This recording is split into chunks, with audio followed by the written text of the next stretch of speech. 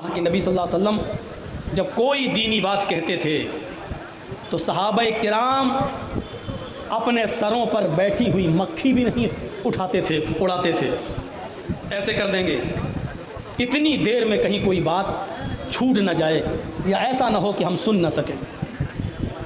جرجیت صاحب کے پیچھے پنکھا چل رہا ہے، فین جس کی ہوا لگ رہی ہے ہمیں، اس زمانے میں یہ الیکٹرک فین نہیں تھے، پنکھے نہیں تھے، بیٹریاں نہیں تھیں، کھجور کے پتوں سے ہینڈ فین بنا لیا کرتے تھے، ہاتھ کے پنکھے مسجدوں میں وہ اٹھا کر جھلتے تھے، لیکن جب تک اللہ کے رسول اسپیچ دیتے تھے، تقریر کرتے تھے، خطبہ دیتے تھے یا مسجد میں وعظ و نصیحت کرتے تھے تو صحابہ کرام ان کھجور کے پتوں سے بنے ہوئے ہینڈ فین بھی مسجد سے اٹھاتے نہیں تھے، سخت گرمی کے باوجود اس کو اٹھا کر جھلتے نہیں تھے۔ ایک ہماری حیثیت، ہماری اوقات اور ہمارا دل، ہمارا کلیجہ اتنا مضبوط ہے کہ قرآن پڑھا جا رہا ہے، آیتیں پڑھی جا رہی ہیں، سورہ عصر کی تلاوت ہو رہی ہے، مولانا چیخ چیخ کر خاموش ہونے کی بارے میں بار بار کہہ چکے ہیں، لیکن اس کے باوجود ہم خاموش ہونے کا نام نہیں لیتے ہیں۔ ہمیں ڈر لگتا ہے کہیں زمین پھٹ نہ جائے، ہم زمین کے اندر سما نہ جائیں۔ اے اللہ، اتنی سی باتوں پر پہلے آگ کے عذاب نازل ہو جایا کرتے تھے، پتھروں کی بارشیں نازل ہو جایا کرتی تھیں۔ اے اللہ، اے اللہ، تو کیسے رکا ہوا ہے؟ آج ہمارے اوپر پتھروں کی بارش کیوں نہیں ہو رہی ہے؟ میرے بھائیوں، شاید یہ ہمارے نبی کی اس دعا کا نتیجہ ہے کہ اللہ ہماری امت کو آگ اور پتھروں کے عذاب سے ہلاک و برباد مت کر۔ یہ ہمارے کلیجے ہیں، ہمارے گردے ہیں، اتنے مضبوط ہیں کہ سب کچھ سننے کے باوجود بھی ہم شور کرتے ہیں۔ یہ قرآن و حدیث ہلکا ہمارے عمل نہیں دکھائی دے رہے، نہیں دکھائی دے رہے۔ تو دو ہی ٹھکانے ہیں، ہم اور آپ دونوں ٹھکانوں میں سے کسی ایک ٹھکانے کے قریب ہو رہے ہیں۔ مان لیجئے کسی کی زندگی 80 سال ہے اور 50 سال وہ کی عمر ہو چکی ہے، معلوم نہیں ہے اس کو، لیکن اس کے نام اعمال میں لکھا ہے، اللہ کو معلوم ہے۔ اب 30 سال باقی رہ گئے ہیں اس کے، گویا کہ وہ 50 سال اپنی قبر کے قریب ہو چکا ہے، یا یوں کہہ لیجئے کہ 30 سال اس کی جنت یا جہنم میں جانے میں رہ گئی ہے، 30 سال اپنی جنت یا جہنم کے قریب ہو گیا۔ جنت میں جانے والے اعمال تو بڑے عجیب ہیں۔ کس کو آیت الکرسی یاد ہے؟ کھڑا کر دیں اور سنیں۔ کبھی کبھی دل چاہتا ہے کہ کبھی کبھی کسی کو کھڑا کر کے سننا بھی چاہیے کہ دیکھیں 20 سال کی تقریروں کا رزلٹ کیا نکلا ہے، کسی ایک کا امتحان لے کے دیکھوں، لیکن پھر ڈر لگتا ہے کہ اگر نہیں سنا پایا تو کہے گا میں ہی ملا تھا مولانا جرجیس کو پورے مجمع میں، کسی اور کو کھڑا نہیں کیا گیا، ہماری انسلٹ کرنے کو تھے۔ من قرأ آیت الکرسی فی کل صلاۃ مکتوبۃ لم یمنعہ من دخول الجنۃ الا الموت۔ نبی اکرم صلی اللہ علیہ وسلم نے تو یہ فرمایا کہ جس نے ہر فرض نماز کے بعد آیت الکرسی پڑھی، جس نے ہر فرض نماز کے بعد آیت الکرسی پڑھی،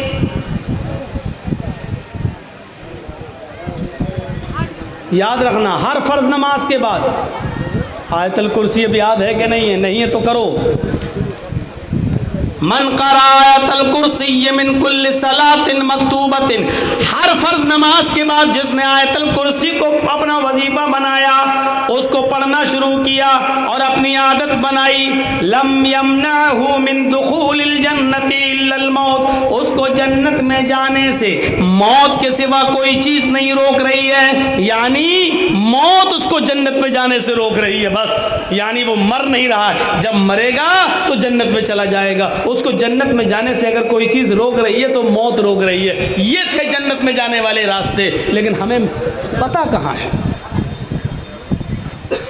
تو ہمارے اعمال کیسے ہیں یہ دیکھیے. اور یاد رکھیے ایک چیز آپ کو اور یاد دلا دوں، کوئی ضروری نہیں ہے کہ ہم زندگی بھر اچھے عمل کرتے رہیں اور جنت ہی میں چلے جائیں.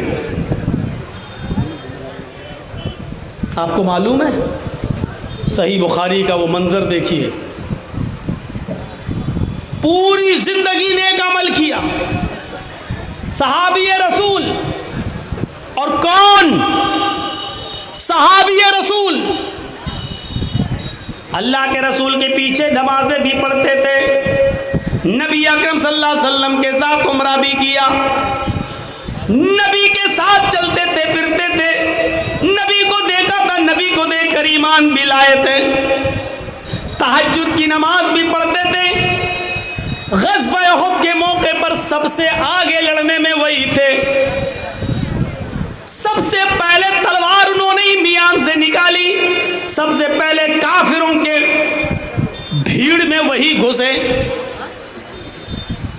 کئی کافروں کو مارتے چلے گئے. نبی اکرم صلی اللہ علیہ وسلم سے صحابہ نے عرض کیا، ایک صحابی ایسے تھے کہنے لگے اللہ کے رسول اس نے تو حق ادا کر دیا، دیکھیے کتنی بہادری سے لڑ رہا ہے، کئی کافروں کی گردنیں اڑاتا ہوا چلا جا رہا ہے، دیکھیے کتنی مہارت سے لڑ رہا ہے. بخاری کے الفاظ پر غور کیجئے، اللہ کے نبی صلی اللہ علیہ وسلم مسکراتے ہیں اور کہتے ہیں جس نے کسی جہنمی کو نہ دیکھا ہو فَلْيَنْظُرْ إِلَىٰ هَٰذَا، وہ اس آدمی کو دیکھ لے یہ جہنمی ہے. کس کے بارے میں؟ صحابی کے بارے میں. ہم تو نماز پڑھ کے نکلتے ہیں داڑھی پہ ہاتھ پھیرتے ہوئے تو ایسا لگتا ہے جیسے اللہ پر بہت بڑا احسان کر کے آ رہا. یہاں نبی کے ساتھ رہا، نبی کے ساتھ اٹھا، نبی کے ساتھ بیٹھا، نبی کے ساتھ چلا، یہاں تک کہ جنگیں بھی لڑی. غزوہ احد میں سب سے آگے آگے لڑ رہا ہے. اور اللہ کے رسول نے کیا کہا؟ جس کو جہنمی دیکھنا ہو دیکھ لو اسے.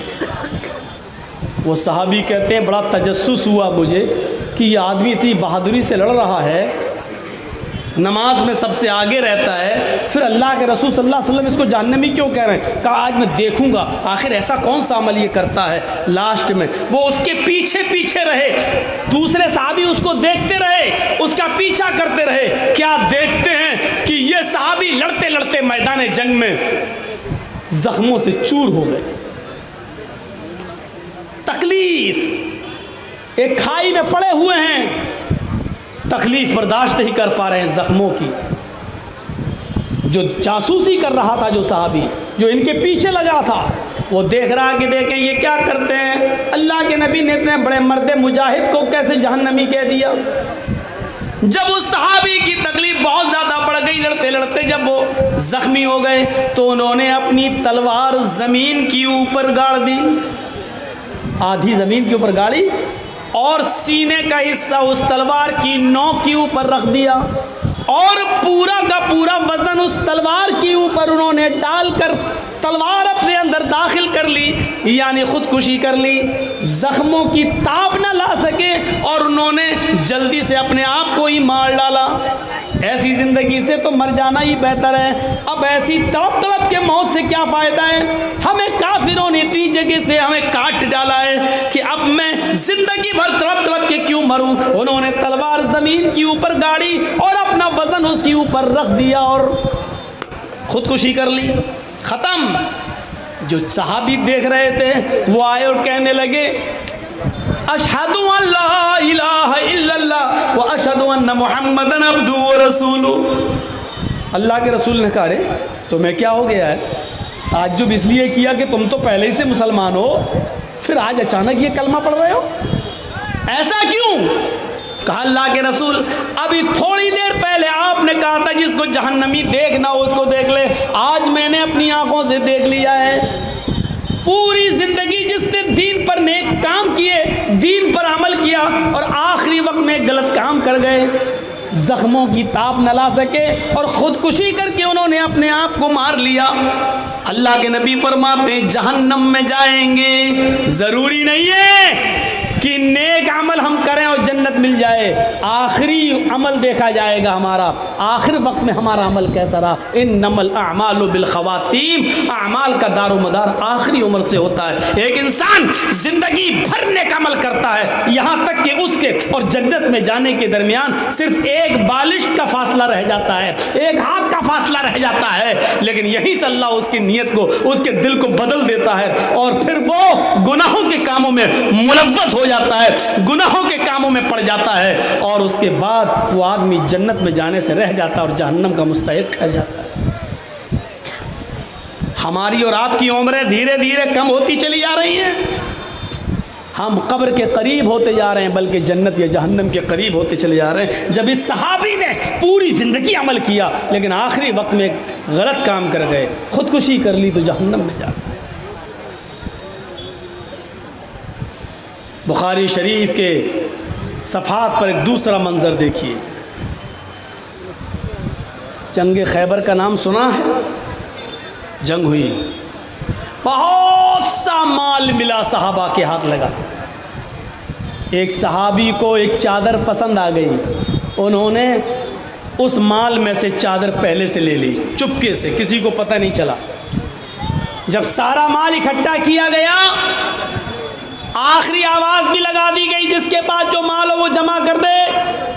وہ صحابی چادر جمع نہیں کیے، اللہ کے رسول نے سارا مال سارے صحابہ میں تقسیم کر دیا، جس کا جو حق تھا دے دیا۔ جب مال تقسیم ہو گیا، سب کچھ ہو گیا، بٹ گیا، کئی مہینوں کے بعد وہ صحابی ایک چادر لے کر آئے، کہا اللہ کے رسول، خیبر کی لڑائی میں جو مال ملا تھا اس میں چادر پر میری نیت خراب ہو گئی تھی، میں نے یہ چادر لے لی تھی، لیکن اب مجھے اللہ کا ڈر ہے، میں نے سوچا کہ یہ چادر آپ کو واپس کر دوں۔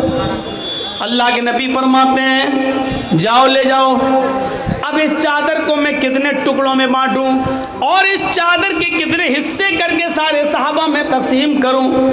نہیں، اب تم سے اس چادر کو قبول نہیں کیا جائے گا، جاؤ قیامت کے دن اب یہ چادر لے کر آنا۔ آپ نے اپنی زندگی میں وہ چادر قبول نہیں کی۔ ایک دن ایسا آیا، ایک جنگ کے اندر یہ صحابی شہید کر دیے گئے، قتل کر دیے گئے۔ صحابہ کہنے لگے ان کو مبارکباد ہو، یہ صحابی لڑتے لڑتے میدان جنگ میں قتل کر دیے گئے، ان کو مبارک ہو، جنت ان کو مبارک ہو۔ اللہ کے نبی فرماتے ہیں ہرگز نہیں، ہرگز نہیں۔ غور کرو، پانچوں وقت نمازی ہیں، تہجد گزار ہیں، فجر کی نماز بھی کبھی جماعت نہیں چھوٹتی ہے، تکبیر اولیٰ بھی فوت نہیں ہوتی ہے، چادر پیش بھی کر دی لیکن نبی اکرم نے نہیں لی، اس کے باوجود نماز اور روزے میں انہوں نے کمی نہیں کی، جنگیں لڑتے رہے، برابر اللہ کے نبی کے ساتھ جنگ میں شریک ہوتے رہے، یہاں تک کہ ایک جنگ میں شہید بھی کر دیے جاتے ہیں، لیکن اللہ کے نبی کہتے ہیں، صحابہ نے کہا ان کے لیے خوشخبری ہو، اللہ کے نبی فرماتے ہیں نہیں، ان کے لیے خوشخبری کیسے ہو سکتی ہے؟ ان الشملۃ التي اخذها یوم خیبر لا تشتعل علیہ نارا، یہ ہے بخاری شریف کی حدیث کے الفاظ۔ اللہ کے نبی فرماتے ہیں ایک چادر جو تقسیم ہونے سے پہلے انہوں نے لے لی، ایک چادر جنہوں نے چرا لی، ایک چادر جنہوں نے چھپا لی، وہ چادر جو تقسیم نہیں ہو سکی صحابہ میں، وہ ایک چادر اس صحابی کے اوپر جہنم کا انگارہ بن کر بھڑک رہی ہے، لا تشتعل علیہ نارا، وہ چادر ان کے اوپر جہنم کی آگ بن کر بھڑک رہی ہے، یعنی اس چوری کی سزا، اس امانت میں خیانت کی سزا ان کو جہنم میں پہلے بھگتنا پڑے گی۔ ایک چادر، اور وہ بھی صحابی رسول۔ ہم اپنے سماج اور سوسائٹی پر غور کریں، کتنے لوگوں کی زمینوں پر ہم نے قبضے کیے ہوں گے، کتنے لوگوں کو ہم نے اپنے پاور اور اپنی حیثیت سے دبا کر رکھا ہوگا، کتنے یتیموں کا حق مارا ہوگا، اور کتنے لوگوں کا ہم نے ناجائز فائدہ بھی اٹھایا ہوگا۔